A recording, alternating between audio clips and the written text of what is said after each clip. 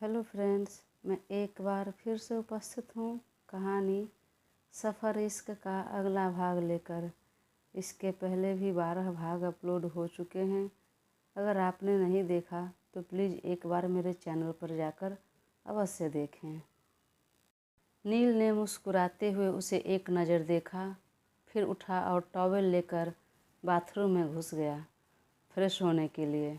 इधर जब बाहर से ठंडी हवा के साथ सूरज की पहली किरण खिड़की से छनकर अंदर आई और उसके चेहरे पर पड़ी तो पिया कसमसाते हुए आँख खोली और सबसे पहले उसकी नज़र बगल में गई, परंतु वहाँ नील को नहीं देखा। तो वह उठकर बैठ गई। यह तो उठ चुके हैं, हे भगवान, बहुत देर हो गई क्या? फिर उसकी नज़र सामने टेबल घड़ी पर गई तो चौंक गई। 7 बजने को आ गए थे। मैं इतना देर तक कैसे सोती रह गई और इन्होंने भी मुझे उठाया नहीं। नीचे माँ जी और कोमल दीदी क्या सोच रही होंगे, यह भी नहीं दिख रहे हैं। क्या हुआ, कहीं ऑफिस तो नहीं चले गए? हाँ शायद, कल रात को बोल रहे थे मुझे जल्दी उठना है, ऑफिस जाना है, लगता है चले गए। मैं भी ना, कैसे इतना देर तक सोती रह गई, कैसे आँख नहीं खुली।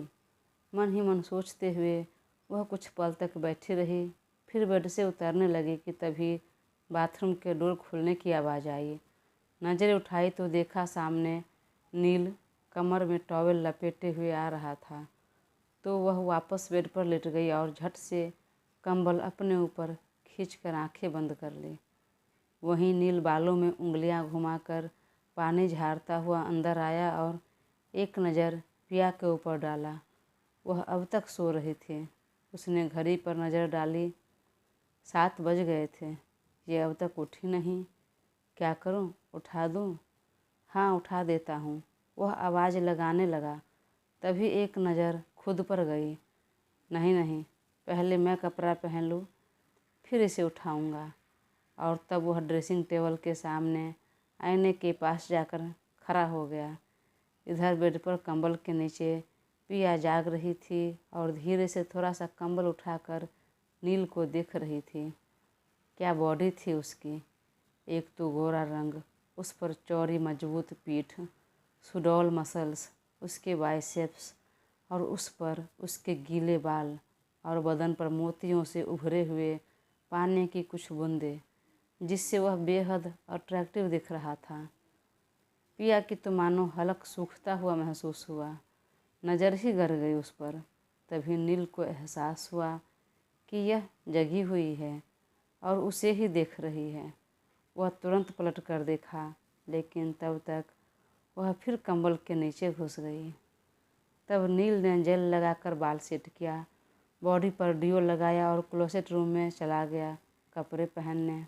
उसके जाते ही पिया झट से उठी और फटाफट हाथ चलाकर ब्लैंकेट फोल्ड किया और तुरंत कपड़ा लेकर बाथरूम में घुस गई। इधर नील ने क्लोसेट रूम में वाइट शर्ट, ब्लू पैंट और ब्लू कोट पहना, टाई लगाया और बाहर निकला कि अब जाकर इसे उठा देता हूँ और पूछ लेता हूँ, अगर पग फेरे की रस्म करना है तो चलने के लिए रेडी हो जाने बोलता हूँ। परंतु जब वह कमरे में आया तो बेड पर पिया नहीं थी वहाँ। अरे, अभी अभी तो सो रही थी, तुरंत कहाँ चली गई? तभी उसने बाथरूम की तरफ नज़र उठाकर देखा, जो अंदर से बंद था। शायद फ्रेश हो रही है, मन में बोलकर वह नीचे चला गया, जहाँ भाई और पापा ऑफिस जाने के लिए रेडी होकर नाश्ते के लिए आ चुके थे। माँ भी वहीं बैठी थी, तो उन्होंने सबको गुड मॉर्निंग विश किया और आवाज़ लगाई, भाभी नाश्ता? हाँ हाँ, ला रही हूँ। फिर बाहर निकली कोमल तो नील ने कहा, गुड मॉर्निंग भाभी। जवाब में कोमल ने भी गुड मॉर्निंग कहा और उसे छेड़ते हुए कहा, क्या बात है, आजकल उठने में देर हो रही है आपको देवर जी? लगता है रात को देर ज़्यादा हो जाती है सोने में। हाँ ओ भाभी, रात में ज़रा। वह अपनी बात पूरी करता उससे पहले ही कोमल ने कहा, सफाई देने की ज़रूरत नहीं, समझ गई, नई नई शादी है तो रात में ज़रा बिजी थे। नील दाएं बाएं सिर हिलाकर हंसने लगा। तो कोमल ने अपने कंधे से उसे धक्का देते हुए कहा, थोड़ा बिजी थे या बहुत ज़्यादा? भाभी क्या अभी सुबह सुबह? और वह हंसने लगा। तभी पीछे से सीढ़ी पर पिया नजर आ रही थी। हल्के ग्रीन कलर की साड़ी पहने, मैचिंग चूड़ी, बिंदी, लिपस्टिक, काजल, सारे मेकअप में वह तो गजब की खूबसूरत लग रही थी। नील की नज़र ठहरने लगी। तभी पिया की नज़रें मिली और दोनों ने सकपकाकर नज़रें दूसरी तरफ फेर ली। वह नीचे उतरकर सबका पैर छूकर प्रणाम करती है तो एक बार फिर किरण जी ने उसका हाथ पकड़ लिया। रोक लेती है, कोई ज़रूरत नहीं है, बेटी हो हमारी और बेटियां माँ के पैर नहीं छूती। तो वह एक तरफ हो गई। देर से उठने की वजह से उसके चेहरे पर शर्म और घबराहट साफ दिखाई दे रही थी। तो किरण जी ने फिर कहा, अरे शर्माने या घबराने की ज़रूरत नहीं, कभी कभी हो जाती है देर सवेर उठने में। पिया ने मुस्कुराकर हाँ में सिर हिलाया और रसोई में चली, जहाँ कोमल रमा काकी के साथ मिलकर नाश्ता बना चुकी थी और परोस रही थी बर्तन में। तो पिया ने पीछे से कहा, गुड मॉर्निंग दीदी। गुड मॉर्निंग पिया। आप जाइए दीदी, मैं बाहर लेकर चलती हूँ नाश्ता। अरे कोई नहीं, मैं लेकर आ जाती हूँ, चलो तुम भी। तो पिया ने कहा, सॉरी दीदी। किस लिए सॉरी? वो आज लेट हो गया उठने में। अरे कोई नहीं बहन, समझती हूँ मैं। जब पिया के आगोश में सो तो गहरी और सुकून भरी नींद आती ही है और देर से नींद खुलती ही है। आखिर उनके प्यार का नशा जो चढ़ जाता है, होता है, कोई बात नहीं, इसमें शर्मिंदगी वाली बात ही नहीं है। चलो हेल्प करो और आओ तुम भी नाश्ता करो। वैसे देवर जी ने क्या किया तुम्हारे साथ? कहीं कुछ निशान तो दिख नहीं रहे हैं। पिया समझी नहीं ज़्यादा बात को और बोली, निशान? कैसा निशान दीदी? अरे मेरे देवर के प्यार की निशानी, मेरा मतलब लव बाइट्स। पिया बेहद शर्मा गई। दीदी, अरे आ जाओ, चलो टेबल पर बैठो। तो पिया भी बाहर निकल कर बैठ गई। सब एक साथ नाश्ते के टेबल पर आ गए। तभी किरण जी ने कहा, बेटा तुम्हें मायके की याद नहीं आ रही है? घर नहीं जाना? तो पिया की आंखें जरा झिलमिला गई। सबसे ज़्यादा उसे दादी की याद आ गई। तो किरण जी ने कहा, नील एक काम करो, तुम ऑफिस जाओ ज़रा देर से आज और पिया को लेते जाओ। आज इसका पगफेरे का रस्म पूरा करवा दो। और जाओ पिया, तुम भी अच्छे से रेडी हो जाओ। और हाँ, शाम को जल्दी ऑफिस से आ जाना और बहू को लेते ही आना। नील कुछ बोलने के लिए मुंह खोलने लगा तो किरण जी को लगा शायद वह इनकार कर रहा है। तो उन्होंने डपटते हुए कहा, देखो मना करने की ज़रूरत नहीं, पिया तुम्हारी पत्नी है, तुम्हारी जिम्मेदारी है और यह रस्म पति पत्नी दोनों का होता है। तुम भी जाओगे तो मना करने की बिल्कुल ज़रूरत नहीं है। मम्मा, मैं कहाँ मना कर रहा हूँ, मैं तो रेडी हूँ। सुनकर सब एक दूसरे की तरफ मुस्कुराते हुए देखने लगे। तभी यशिता ने युवान से कहा, भाई अब मुझे भी ससुराल जाना है, मुझे आप छोड़ दो। मैं नहीं छोड़ने वाला, अपने पति को कॉल कर, वह बहुत व्यस्त हैं भाई, नहीं आ पाएंगे। आप छोड़ दो ना मुझे, मैं भी रेडी हो जाती हूँ और आपके साथ ही निकल जाती हूँ। तो दोनों भाई बहन आपस में बहस करने लगते हैं। तब माँ और अंकित जी ने एक साथ युवान को डपट दिया, लेकर चली जा और जा बेटा, तू रेडी हो जा। तब यशिता भी रेडी होने चली। नाश्ते के बाद किरण जी उठकर एक पैकेट और कुछ गहना पिया को थमाती है। कपड़े देखकर पिया ने कहा, माँ मैं तो रेडी हूँ। अरे नहीं, पहली बार तुम मायके जा रही हो तो सास के दिए गहने और कपड़े पहनकर जाते हैं। जाओ जल्दी से यह कपड़े पहनकर रेडी हो जाओ, अगर देर हो गई तो नील चिढ़ जाएगा। पिया मुस्कुराते हुए कपड़े और गहने लेकर रूम में आ जाती है चेंज करने। नील नीचे ही बैठा रहता है। कुछ देर बाद वह भी अपना फाइल लेने के बहाने कमरे में आता है तो कहता है, आप रेडी हो गई? तो चलिए निकलते हैं वरना देर हो जाएगी ऑफिस के लिए। हाँ रेडी हो गई, बोलते उसने साड़ी का पल्लू अपने पीठ पर खींच लिया तुरंत और एक कोने पर खड़ी रह गई। नील ने एक बार देखा और कहा, अगर रेडी हो गई तो चलिए नीचे। आप चलिए ना, मैं आती हूँ। ठीक है, पर आप इस तरह क्यों खड़ी हैं? कोई परेशानी है? कोई हेल्प चाहिए? हाँ, वह ब्लाउज। नहीं, कोई परेशानी नहीं है, बस प्लीज़ आप एक बार कोमल दीदी को बुला दीजिए ना। बोलकर वह पीठ घुमाकर खड़ी हो गई। तो साड़ी जरा ट्रांसपेरेंट थी, तो पीछे से देख लिया कि ब्लाउज की डोरी खुली हुई है। तब नील उसके पास आया और कंधा पकड़ तुरंत अपनी तरफ टर्न किया, और जब तक वह कुछ समझ पाती उसके कमर में बाँह डालकर अपनी तरफ खींचा। पिया सीधे उसके सीने से आ लगी। नील ने उसे अपने कंधे पर थोड़ा झुकाया और उसके ब्लाउज की डोरी हाथों में पकड़ बांध दिया। इतनी ही देर में तो पिया की हालत ख़राब होने लगी। दोनों हाथ बर्फ़ के समान ठंडे पड़ गए। तभी नील ने उसे खुद से अलग करते हुए कहा, लीजिए, हो गया। और भी कोई हेल्प है? नहीं नहीं। तभी उसे झुमके की याद आई। यही सही समय है, दे देता हूँ। और अपने बैग से निकालकर झुमका उसके हाथ में रखते हुए कहा, लीजिए, यह आपके लिए है। पिया चौंक कर देखने लगती है। यह मेरी तरफ से गिफ्ट है, पर क्या है इसमें? खोल कर देखिए क्या है। फिर वह तुरंत बॉक्स को खोल कर देखा तो उसकी आंखें बड़ी हो गई। यह देखकर वह 3 तल्ले वाले गोल्ड के झुमके थे और डायमंड जड़े हुए थे। वाह, बहुत खूबसूरत है, थैंक यू। पिया के चेहरे पर प्यारी सी मुस्कान तैर गई, और उसकी खुशी देखकर नील के भी चेहरे पर मुस्कान आ जाती है। वाकई आपको अच्छी लगी? पिया ने हाँ में सिर हिला दिया।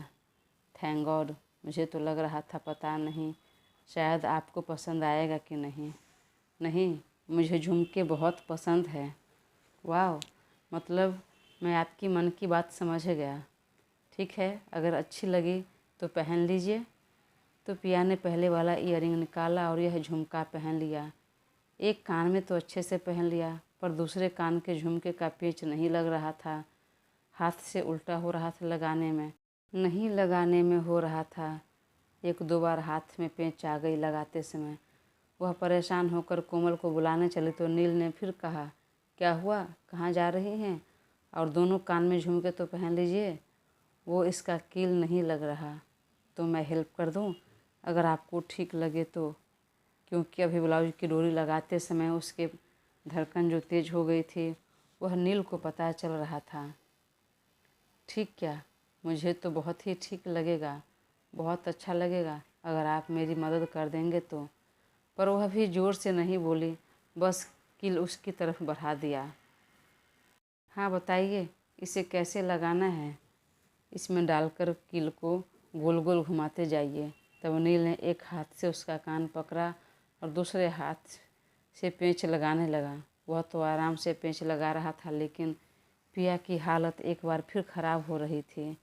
उसके हाथ कान को छू रहे थे, जैसे पूरा तन बदन में गुदगुदी सी हो रही थी। धड़कन तो मानो बुलेट ट्रेन की रफ्तार पकड़ चुकी थी। दोनों हाथों में पसीना आ गया था और पूरा चेहरा गुलाबी हो गया। उसने कसकर दोनों हाथों से अपनी साड़ी पकड़ ली। कुछ देर बाद नील दूर हुआ और कहा, लीजिए, हो गया। और वह झट से दूर हो गई। नील उसकी हालत समझ गया और मुस्कुराते हुए कहा, चलिए नीचे, वरना देर हो जाएगी। फिर वह दोनों साथ में उतरे। दोनों को एक साथ देखकर अंकित और किरण जी के दिल में सुकून आ गया।